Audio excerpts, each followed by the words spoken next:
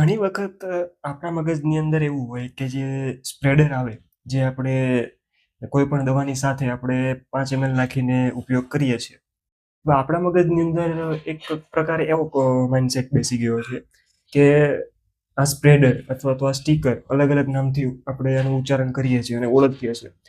એને ખાલી વરસાદના સમયે જ આપવાનું. જેથી શું થાય કે ભાઈ વરસાદ આવે તો દવા ધોવાય નહીં. તો શું આ વાત સાચી છે? સંપૂર્ણપણે તો સાચી નથી.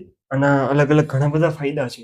ખાલી વરસાદથી જે દવા ધોવાઈ જાય એના માટે નથી. તો ચાલો જાણીએ આજના વિડીયોમાં.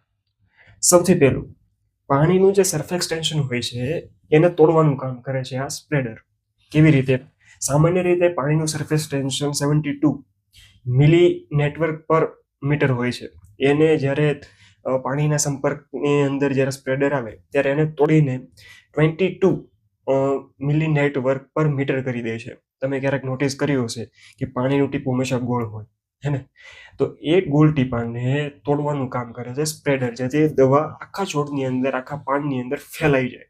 તમે જ્યારે સ્પ્રેડર નાખો છો પાણીની અંદર ત્યારે કેમ દવા આખી ફૂલ ફોર્સથી આખી આમ ફેલાઈ જાય છે? એનું કારણ એ છે કે એનું સરફેસ ટેન્શન તૂટી ગયું પાણીનું. બીજા નંબરે, સ્ટોમેટલ ઇન્ફિલેશન. હવે આ સમજવા જેવો છે.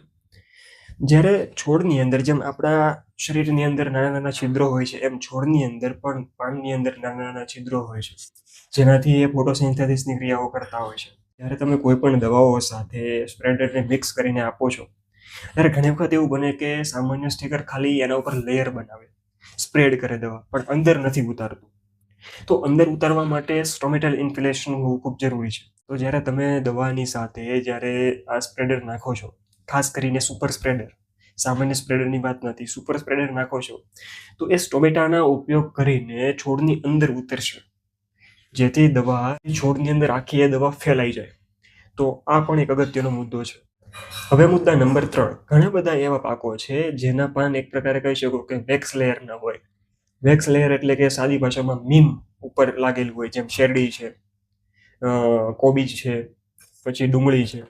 એના ઉપર તમે સ્પ્રે કરો એટલે પાણી સરળ સરકીને નીચે આવી જાય. તો એના માટે પણ સ્પ્રેડર ખૂબ અગત્યનું છે.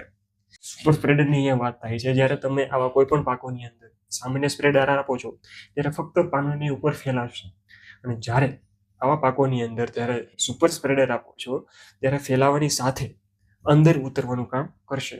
ચોથા નંબરનો પોઈન્ટ છે સ્કોર્ચિંગ. આ પ્રયોગ કદાચ તમે કર્યો હશે શાળામાં છો ત્યારે, ભણતા હશો ત્યારે. એ બિલોરી કાચ હોય એને ઉપર જ્યાંથી એકદમ તાપ આપતો હોય, સૂર્યપ્રકાશ આવતો હોય ત્યાં રાખો, અને નીચે કોટન રાખો, કપાસ રાખો. થોડી વાર રાખશો એટલે એ સળગવા મળશે.